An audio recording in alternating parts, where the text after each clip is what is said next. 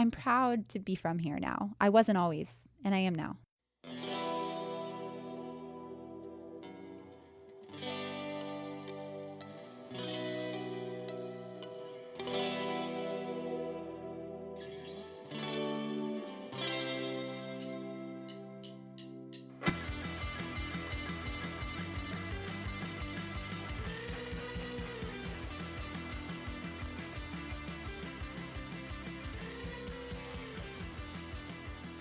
Welcome to another episode of the Wichita Live podcast.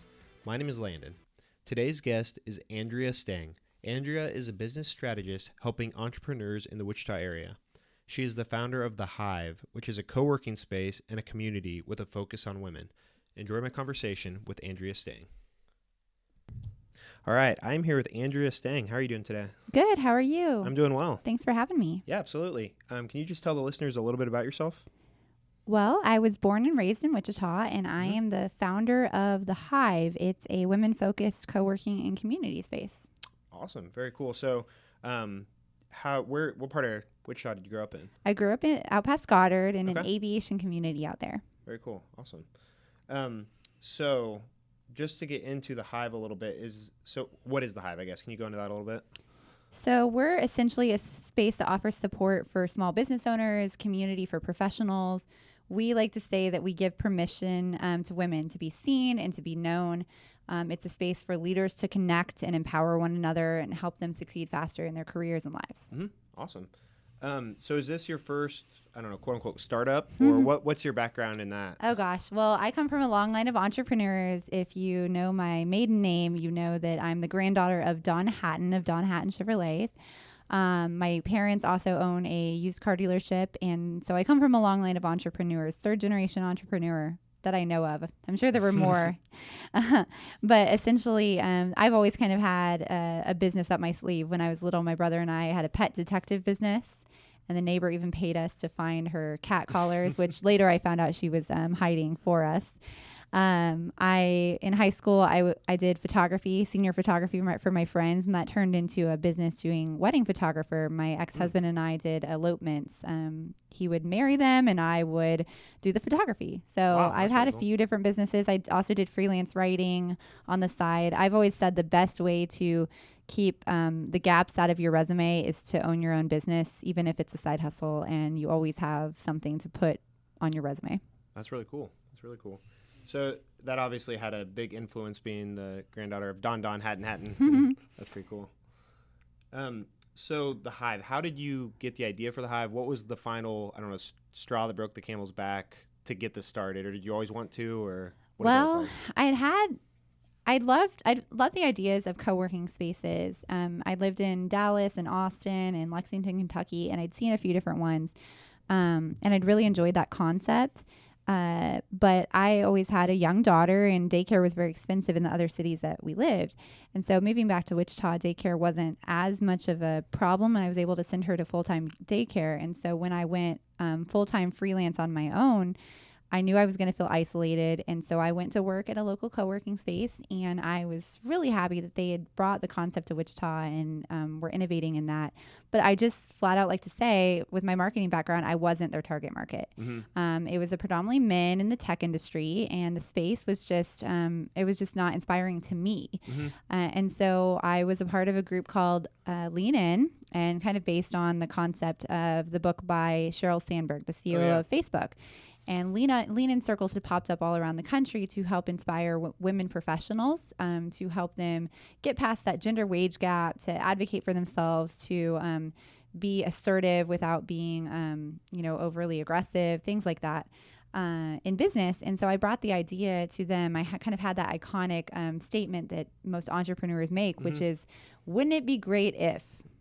And mine was, wouldn't it be great if there was a space that was more women focused, that had, really inspiring decor, that was nice and bright and beautiful, and that you felt comfortable bringing clients to, that looked professional, and that we also had more of a community element to it. So the community membership was kind of then formed as part of that idea. You know, there's other big spaces around the country, some that are women exclusive.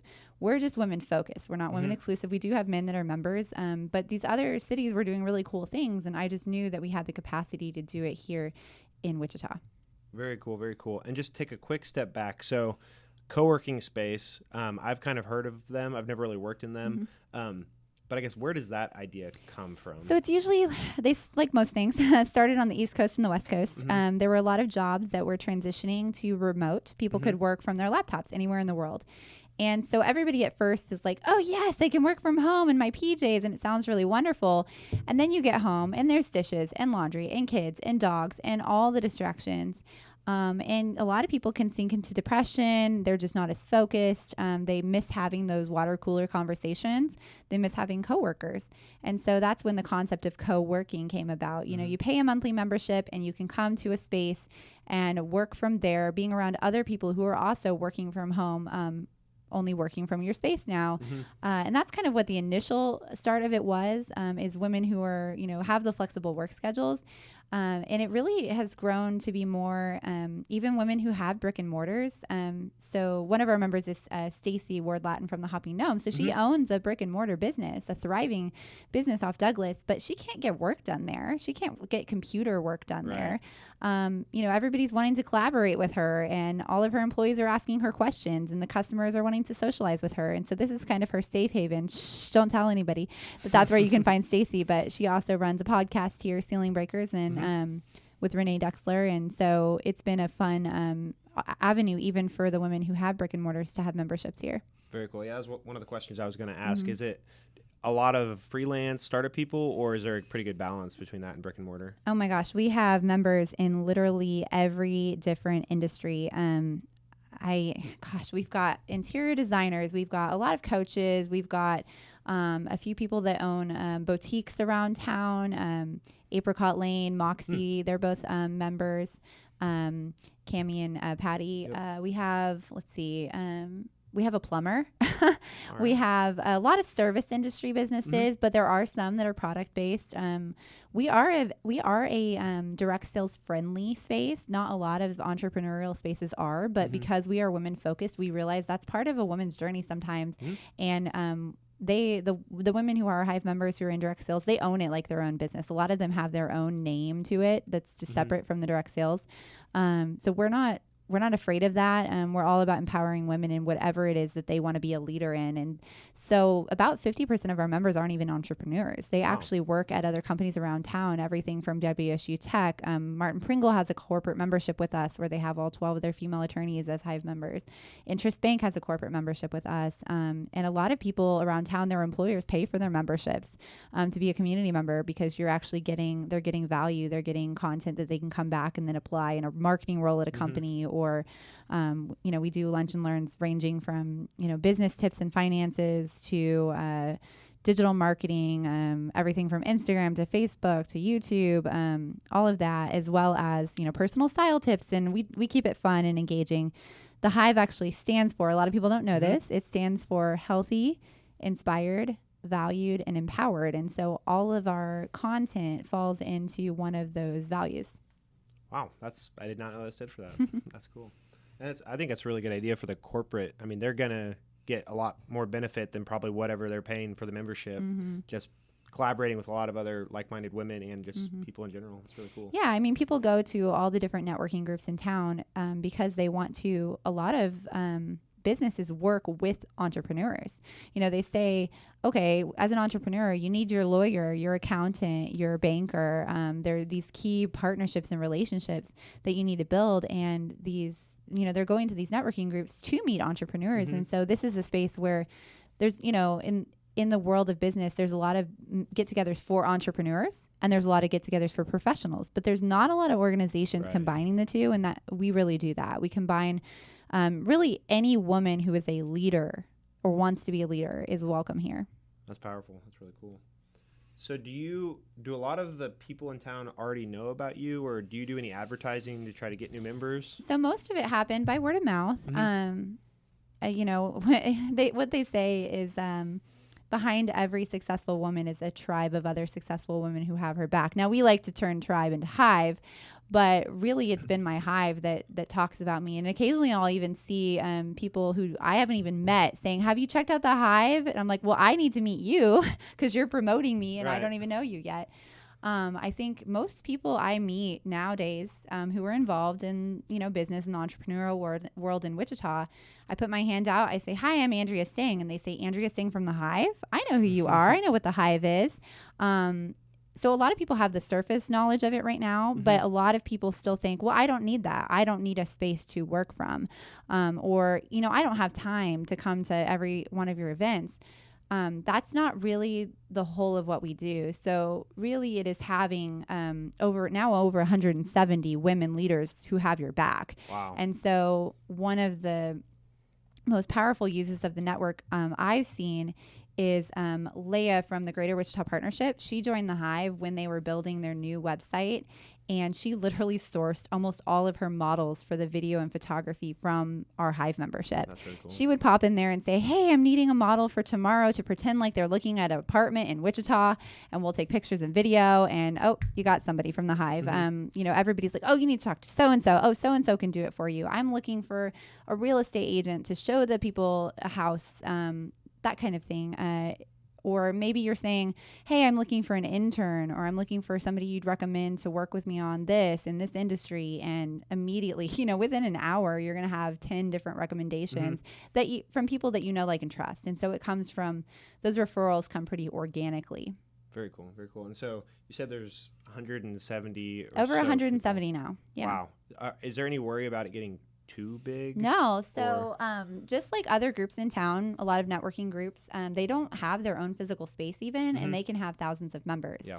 So our vision is actually to have 1,000 members. We'd love to have more. If you've read the Chung report, you know that 4,000 women have been they've left Wichita, and it's 4,000 college educated women under the age of 45, which are a lot of our members. Our membership does range from the age of, honestly, now probably 18 to over 70. Wow. So that's another thing that sets us apart from other groups, is that we do have a wide range of ages. We also are growing in diversity. One of my goals is for the diversity of the Hive to match the diversity in Wichita. And then a bigger goal is for the diversity of our leadership in Wichita to match the diversity of our city. So I would love to see 50% women in leadership in business and politics and education in Wichita. And then, once we get that, of course, I'd love to see the diversity numbers match in other areas too. Yeah, absolutely. That's a really good vision. Oh, but I guess you asked, how can we support 1,000 members? We have a physical location where we do our regular meetups and things, but as we get more and more members, we're going to have more and more locations where members own businesses that we can do satellite get-togethers and things like that. And so I'm not looking to have more than 100 women co-working in the space, but as far as our community membership, which is right now the $30 a month membership, is to kind of be invited to all of our events, to be a part of the private Facebook group. We are like the other networking organizations, only we're doing so much more, and we're not nickel and diming you. So you pay your monthly membership, but you're not also having to pay for every time you come to a dinner or every time you come to a lunch, and you're not sitting in a room with over 100 people that you don't know, and you're not leaving with a bunch of business cards that you are never going to follow up with, and you're not leaving just tired and exhausted and burnt out from networking. Right. We connect, we don't network. And so when you leave a Hive event, it's usually 10 to 15 women at the event. You're going to make friendships. You're going to get hugs. People are going to be like, you look amazing. I love that dress. Where did you get it? And you're going to leave with real, authentic connections. And people are going to refer business to you because they know, like, and trust you, and not because they're required to by a quota, like some other groups do. Okay. Yeah, that makes sense. So just to explain a little bit more, I guess, first of all, where is your location at right now? We are in the Orpheum. A lot of people don't realize that the Orpheum actually has office spaces, and we are the only space that has our own entrance. So you actually don't enter through the main Orpheum building. We have our own entrance. It's covered in honeycombs, thanks to Love of Character. One of our members, Mary, decorated our windows for us. And so you've probably driven by it and wondered what it is. So come on in and see us. That's awesome. And then I wanted to get in a little bit. So you mentioned the membership isn't necessarily the co-working membership. And so can you get into that a little bit? So we have a few different types of memberships. The first one is a community membership, and right now it's a $30 a month membership. It basically enables you to come to any of the 8 lunch and learns that we have per month. Lunch is provided, no additional cost. The speaker provides the lunch. They are usually a local business owner who is giving a value-based presentation. So it's not like other presentations you've been to where they're selling at you. They are allowed, of course, because they gave us lunch and provided value, to give us the last couple minutes to let us know how we can work with them, that type of thing. We've had as high as a 50% conversion rate on our lunch and learns as far as the speakers getting clients. And you don't have to be a Hive member to present a lunch and learn. So that's one of the elements. We also live stream those to our private Facebook group. So if you can't come in person, you can watch live or the recorded. We archive all of them. We have over 100 videos now. So it's a huge content library you're getting access to as well. It's just the network. But our co-working membership doesn't allow for you to come in and our community membership doesn't allow for you to come in and co-work at the space. So our first level of community membership right now is $60 a month, and it's a 1 day a week. So you would choose your day of access. So let's say I'm a Monday member. I'd have access with my cell phone to our door system from 6 a.m. until midnight on that day, every single week. And you could get up to 3 hours of time in the conference room or 3 hours of time in the audio video room, which we should definitely talk about that. Yeah. That's the room we're in right now to record our podcast. And you can add additional days, $30 a day per month. And so, 2 days a week would be 90 and et cetera, all the way up to a 24/7 membership, $180 a month. And that really makes the Hive your home. If you are, a lot of people who even have full-time jobs use that membership level because they like to be able to say, okay, I'm driving across town. Oh, I'm going to stop by the Hive. I'm going to use the bathroom. I'm going to get a cup of coffee at our bean to cup espresso machine. I'm going to heat up my lunch. I'm going to take a cat nap in the hammock. I'm going to answer some emails, and then I'm going to be on my way. Or maybe they're like, let's meet at a local coffee shop. Oh, wait, we can just meet at the Hive. Let's go over to the Hive.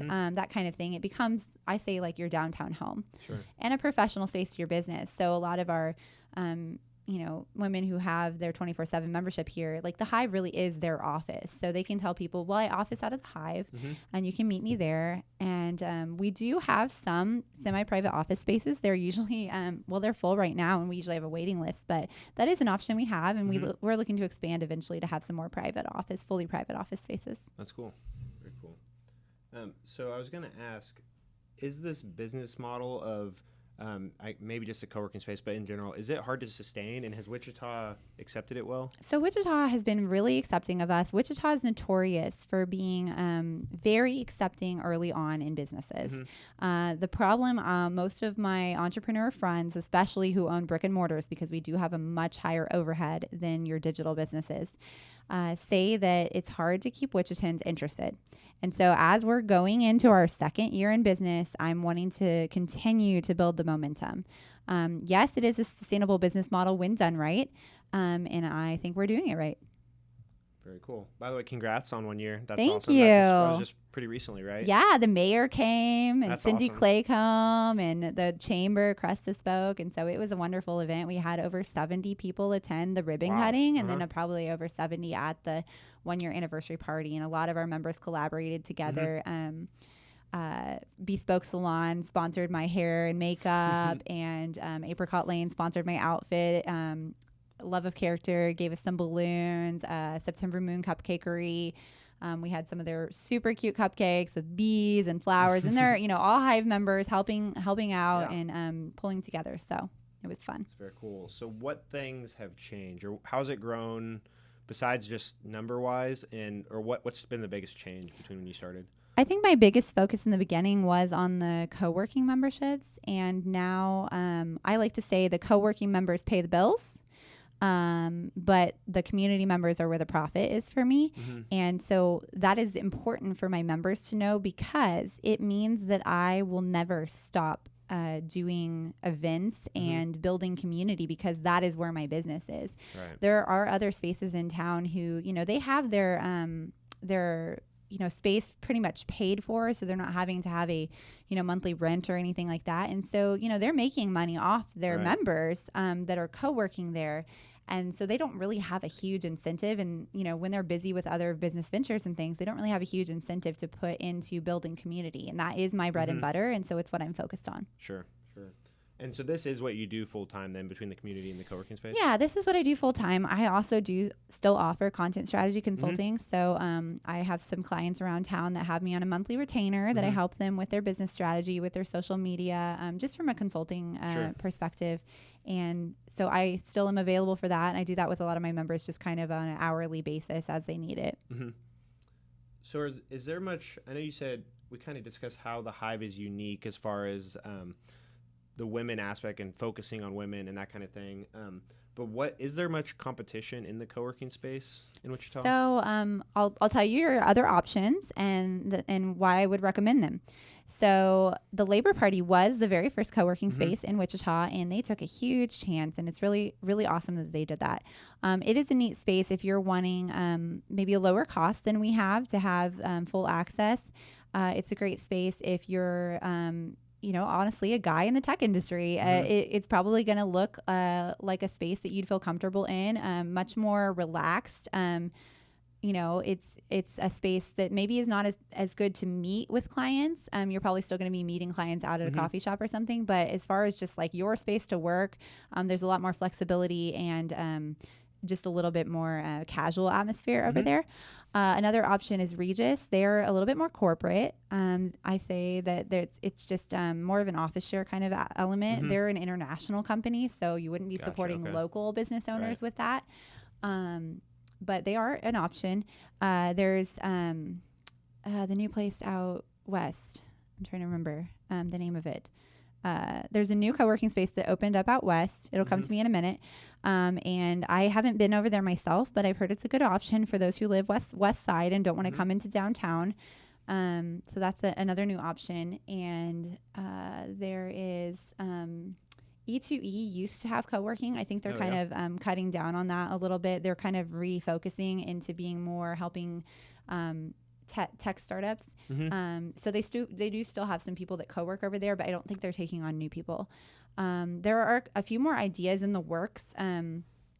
I know some people that are thinking about starting spaces.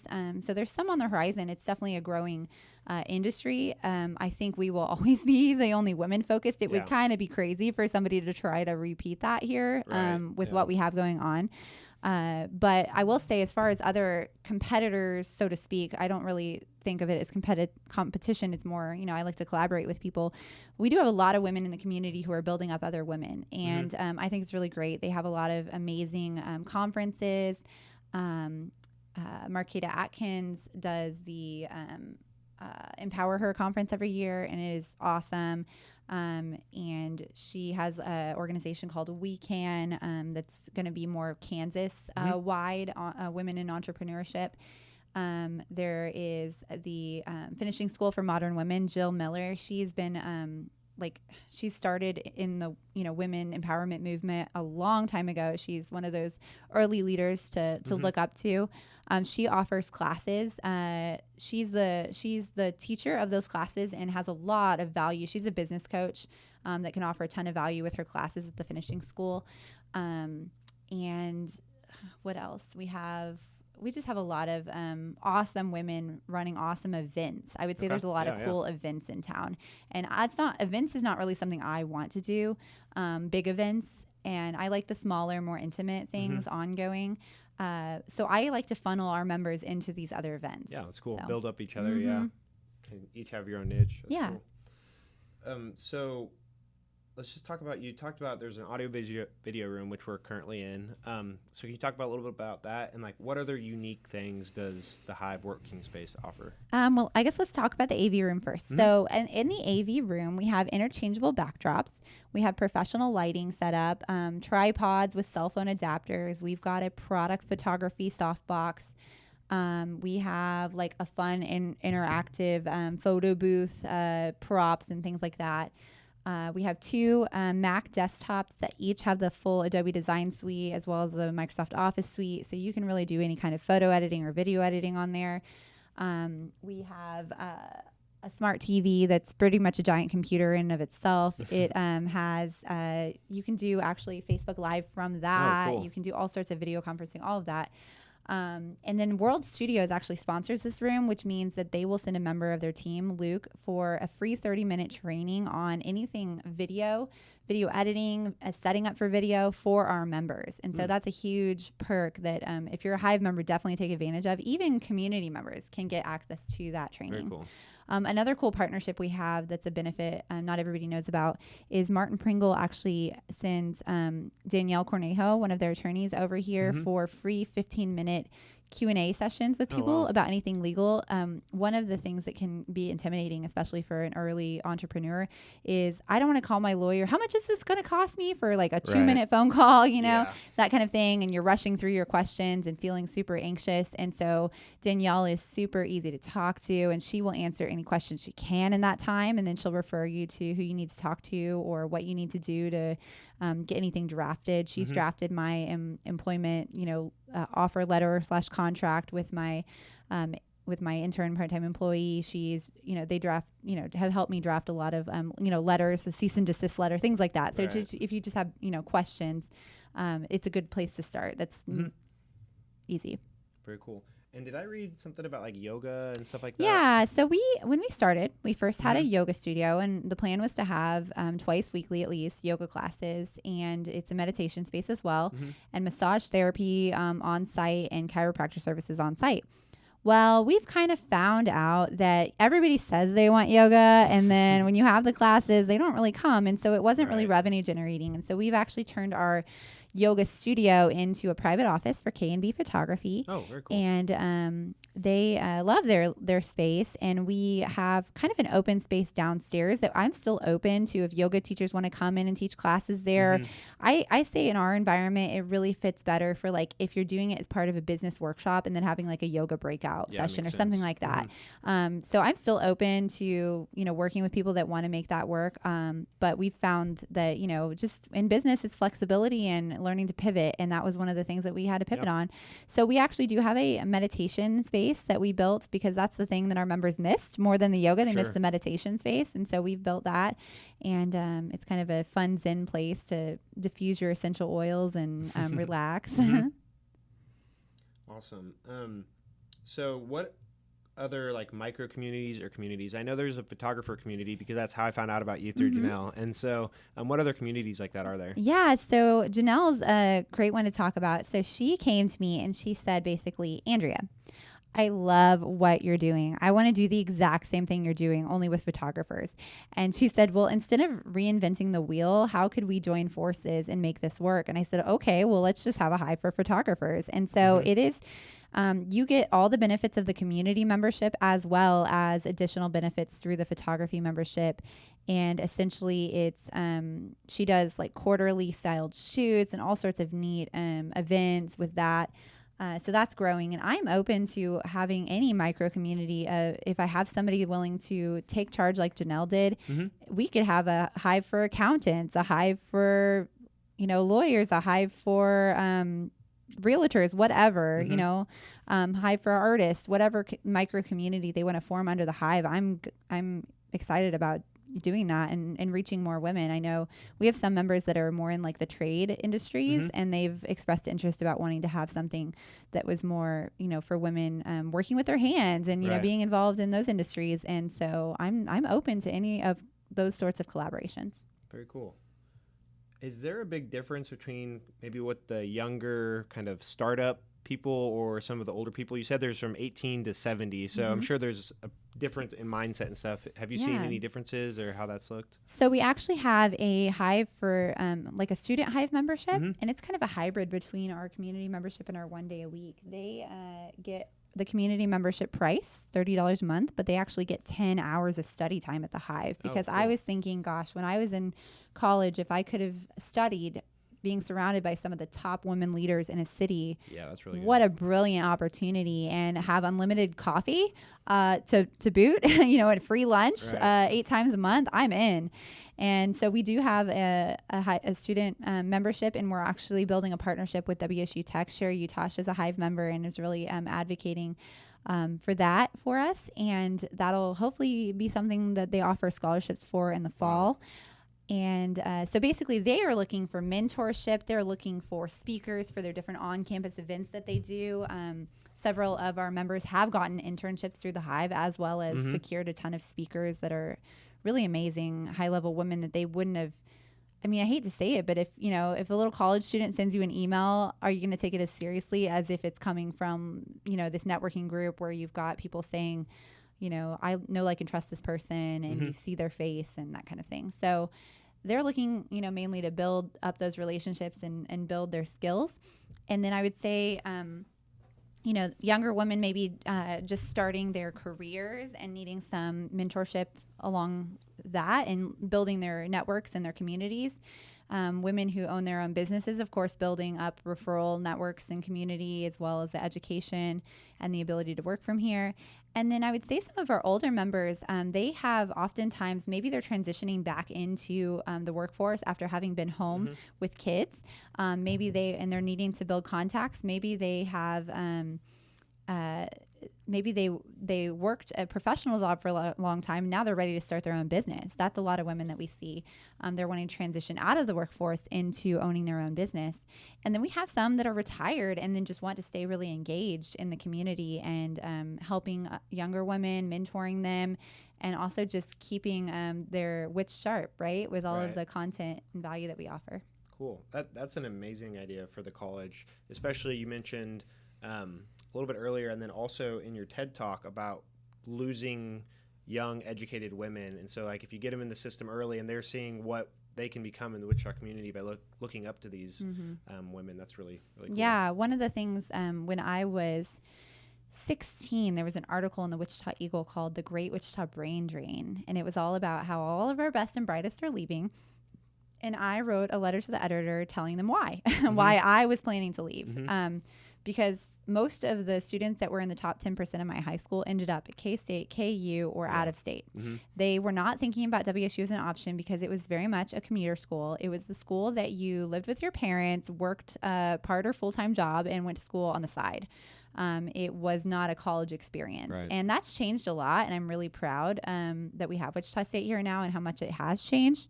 But for me, I was telling them, well, there's nothing to do in Wichita for somebody from the age of 13 to 20. And guess who's making their decision about whether or not they're going to stay in Wichita for college and then beyond.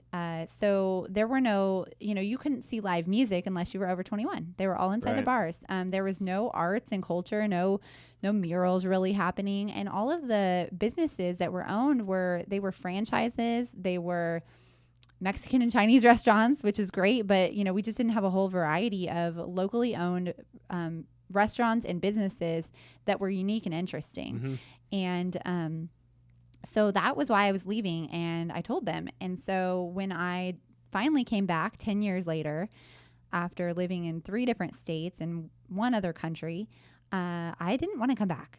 But I wanted to be close to my parents. I had a daughter at that point. I have a daughter, and that was a big driver for me, like it is for a lot of people. That's why a lot of people boomerang back, is it's a great place to raise a family. And when I got back here, my friends told me, oh, you're going to love it. It's so different. So much has changed. And I didn't believe them. And then, I got it to going to 1 Million Cups and to Lean In and to Startup Grind and some of those other cool, organizations and things that were happening. And I started to see what was happening with Avenue Art Days and everything, all the changes along Douglas and all the neat, interesting restaurants that had opened up and the live music venues and the Old Town Farmers Market. And I was like, wow. And the flag is a big part of all of that. Everybody got pride behind the flag. And Janelle King at the Workroom was really instrumental in making that happen. And there's lots of cool stuff happening here. If you say you're bored, you don't know my Wichita. Right. Yeah, absolutely. A lot of my friends moved away too. I graduated in 2011 from high school. And so a lot of my friends ended up going San Francisco, Kansas City is a big one, Denver, just because there's nothing to do in Wichita, or they just don't see the value that it's kind of blown up since we grew up here. So absolutely. It's been really cool. So I think I read somewhere about you won an Innovation and Enterprise Award. Is that true? Yeah. So the Wichita Business Journal awarded us an Innovation and Enterprise Award in our first year of business. So that was really awesome. Really cool. Congrats. Thank you. Awesome. And then you did a TED Talk. So can you just talk a little bit about that and how that happened or what you're thinking, nervous? How that man. looked? So everybody's got to have like the public speaking situation that they look back on and they grow from. For me, unfortunately, that happened to be a TED Talk. I was asked to do one at Friends University, and it was their inaugural TED Talk. And it was very last minute put together. I think it was really awesome that they did it, but we didn't get notified until very last minute that we were chosen. I'd kind of applied on a whim, and then I didn't see the email that I had been accepted until the day before. Oh man, the TED Talk. And so I prepared as much as I could, but Right. I am not good on the fly, and so I read a lot off of my note cards, and so I'm not proud of that presentation, but the content is exactly what I wanted to say. And it was basically, where do women belong? And I believe that they belong here and they belong together. And so it was all about women not leaving Wichita and how do we help women not want to leave here? Sure. We give them support and we give them encouragement to grow in leadership roles, and we help them be able to have a family and a career. Yeah, you did a great job. That definitely got the message across. I was doing some research and found that. So Thank you. What are some struggles that women have in business, or specifically in Wichita business? Okay, yeah. So I think most of us are kind of aware of the gender wage gap. I think a lot of that kind of harkens back to what Sheryl Sandberg teaches in her book of Lean In. A lot of women start leaning out way too soon. They think, I'm going to be starting a family. I shouldn't take that promotion. I'm not going to have enough time to take that leadership role. And at the exact same time, men are doing the opposite. I'm starting a family. I need to take that promotion. Right. I need to take that more advanced role.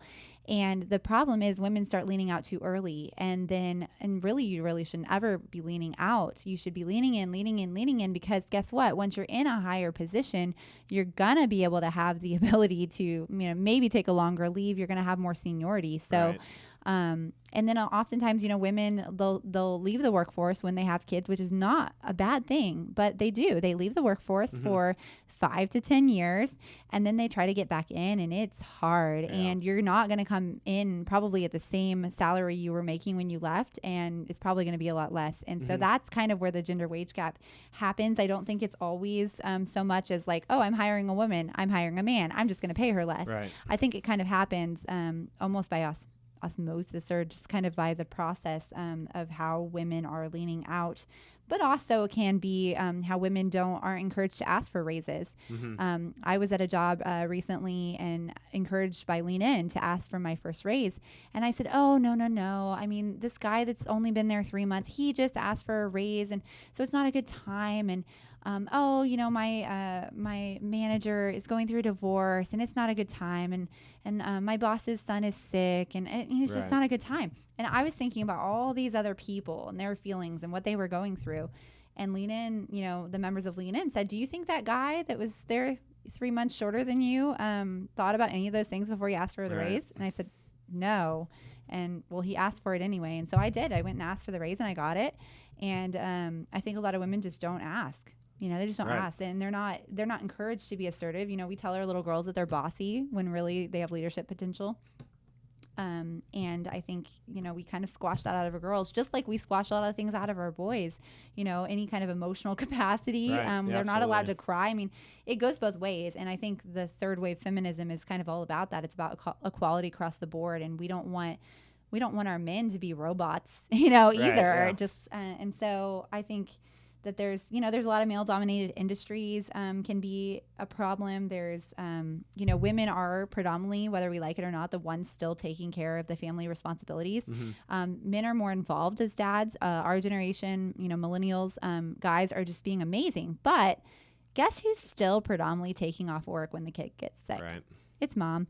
And guess who is still the one remembering all the doctor's appointments and all the birthday parties and organizing all the minutia, all the details. Women are just overwhelmed with all the minutia that doesn't seem like it's hard work when it's one thing at a time, but you add it all up and it's a whole extra job. Women also have a whole extra job of, how they have to look before they even walk out of the house. There's a great book called The Beauty Myth. It's a little bit outdated now. She talks a lot about eating disorders and things that were really much bigger in the 90s. But she does talk about how women putting on makeup, it's a whole job in and of itself. Like, we have to look a certain way, and we have to watch whether we're showing too much cleavage, or, oh, does this look, not professional enough, or that kind of thing. Or did she even brush her hair? Did she even bother to put makeup on? I mean, you can't be a CEO and be running a company if women can look disheveled if they're not wearing makeup and have their hair done, which is ridiculous. Men can kind of do, they shave their face and they like run a comb through their hair and they're good. And they don't even have to shave their face. So I think you had a stat somewhere. I saw a stat that was, I think it's 80 women make 80% of what men do, but Wichita it's even less. It's less, yeah. Wichita's even less. It's something like 72% of what men make, and women of minority status are even less. And so it's definitely there. And there's also something called the pink tax, right? Which products made for women cost more. Sure, yeah. Everything costs more, and so not only do we make less, but we're paying more for things, and we're also expected to bare minimum, maintain things that men don't really have to maintain. Yeah. And so it all adds up. Sure. Especially, as a single mom, I think, you're not bringing in, I'm a single mom, you're not bringing in the double income anymore. And so when you're looking at equality in that way, it's kind of even skewed even more sometimes. Right. And most of the single parent households are are headed by women, because that's a whole nother issue in and of itself. The raw end of the deal that a lot of dads are getting when it comes to custody. Some dads are really great dads, but they are not able to have 50% custody or that kind of thing. So I think it goes both ways. There's lots of struggles that both sides are dealing with. Sure, that's a really good point. What tools do you use as an entrepreneur? Are there any specific apps or tools or anything you use? I love my apps. If you go to the Hive, wichita.com/resources, I have a list of my recommended apps that I use. One I use for my calendar. If you've booked a meeting with me, it's super seamless and easy. Love it so much. It automatically adds it to my calendar, to your calendar, sends us both reminders. Super easy to reschedule and cancel. And it cuts out all the back and forth. Hey, what time works for you? Which day? Oh, that doesn't work for me. What about this day? It doesn't work for me. That wasted me a lot of time, honestly. And so now I can just send that link. You pick what time works for you on my schedule. Sure. And one of the other tools that I use, we do our website through an online app that makes it really easy to build funnels, and it makes it really easy to do email marketing, and that's all on that resource page as well. The reason I'm telling you to go to a resource page instead of telling you the name of the app is because if you're a smart business person, you're all about referrals and affiliate links. And so if somebody recommends something to you, ask them if they have an affiliate link, because you are now paying your local business owners and economy and benefiting the local economy rather than just giving it all to these big corporations.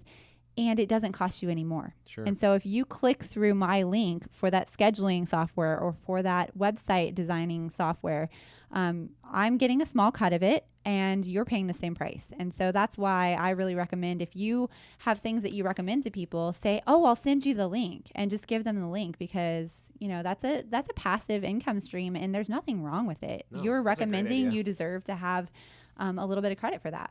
That's a great idea. What advice would you have for other entrepreneurs in Wichita, or specifically women entrepreneurs? Okay, so I am big at jumping into the pool, right?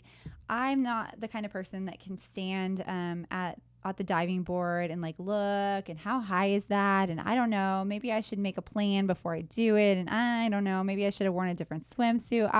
I just don't think I'm going to do it. I think I'm going to go back down the ladder. I'm going to think about it a little bit longer. I will never do it.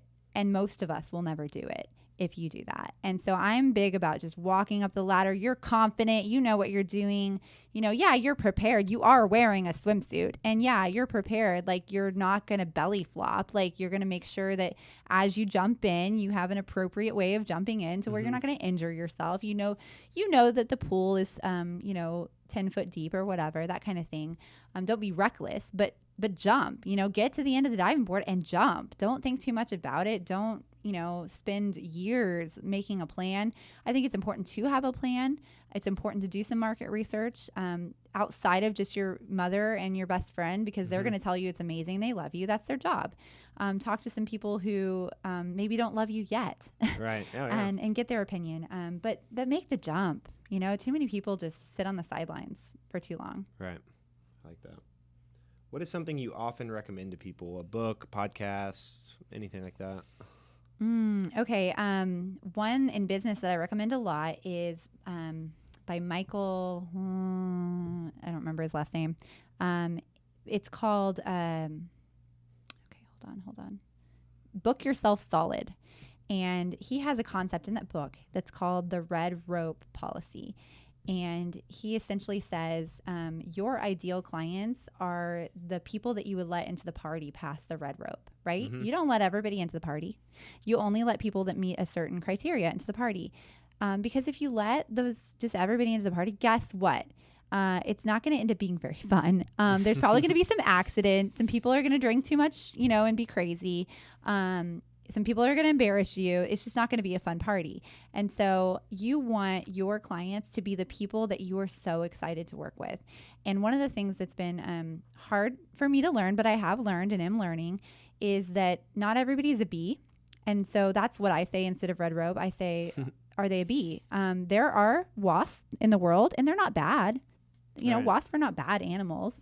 They're just not bees. Sure. And wasps are way more, independent. They don't, check in with their other wasps as much. Right. Bees, they go out independently. They do their own thing. They collect their pollen, but then they bring it back and they build a beehive and they help one another, and they are stronger together. And so some people are not bees, and I have to be okay with that. I have to kind of feel that out and think, okay, am I having to sell this person too hard? Am I trying to convince them, or are we naturally jiving? Is this naturally a good feeling? And I no longer push it if it's not a good feeling. Sure. If it is a good feeling, there are some people that still need to think about it, and I'll let them do that. But I do try to follow up with them, because people, even with the best of intentions, won't follow up with you. And don't be afraid of that. Don't be afraid of following up with people. You are offering something as a business owner that they want and need. Whether it's a product or service, you are solving their problem.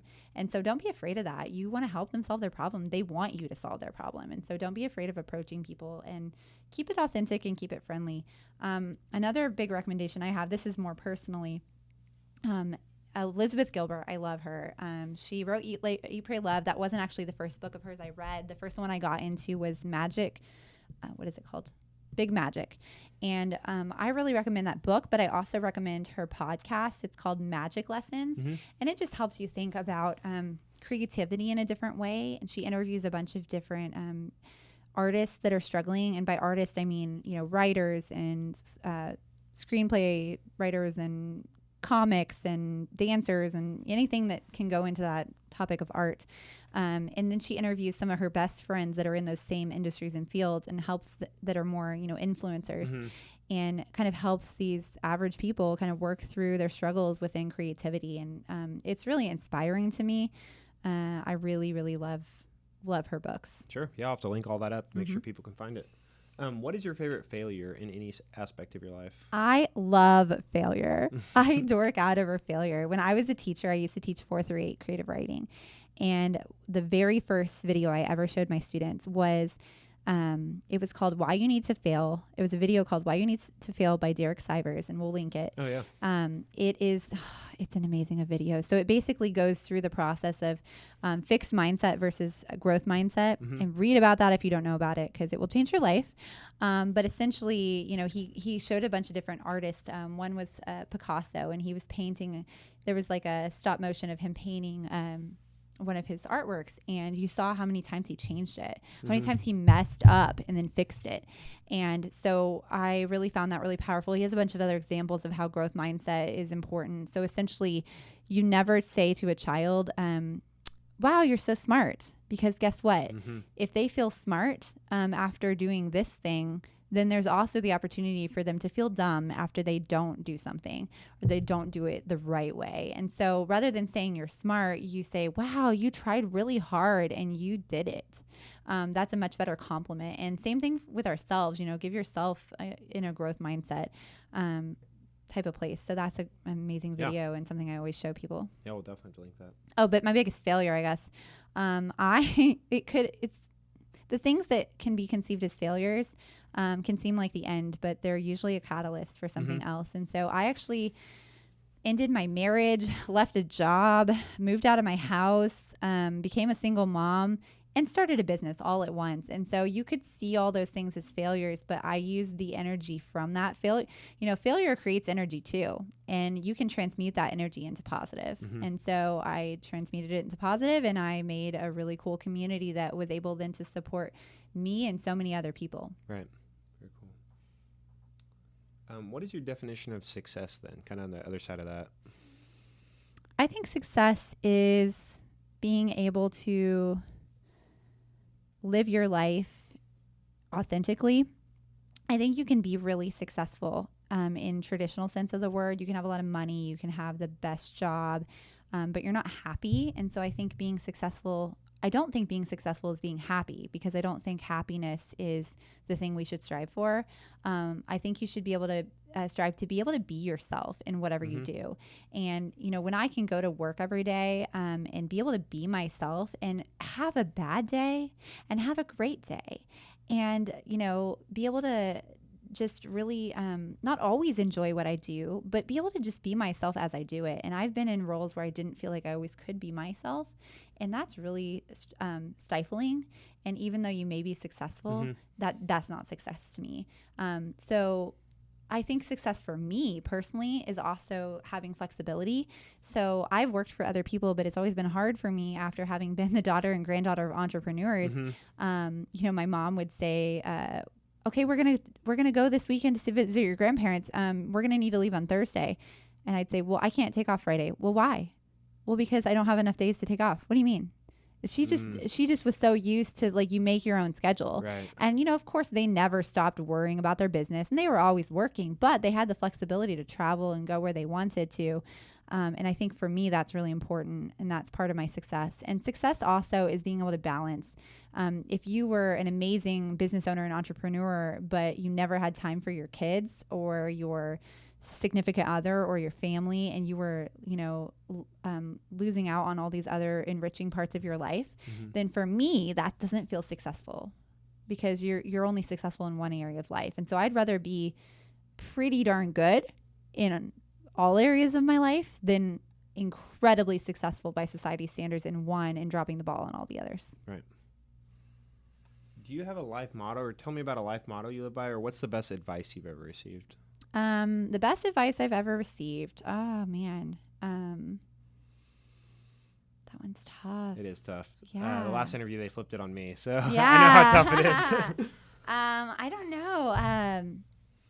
I think I've been reading, I don't know if this is the best ever, but I'm going to say a piece of advice. Sure. I've been reading, You're a Badass at Making Money. By Jen Sincero. And she had me make a list of what my parents taught me about money, and like the positive things and then the negative things. Sure. And it was fascinating, because I have always had the story in my head that my parents were really good with money and taught me good things about money. But then when I looked at that list, I realized that they taught me a lot of negative things about money too.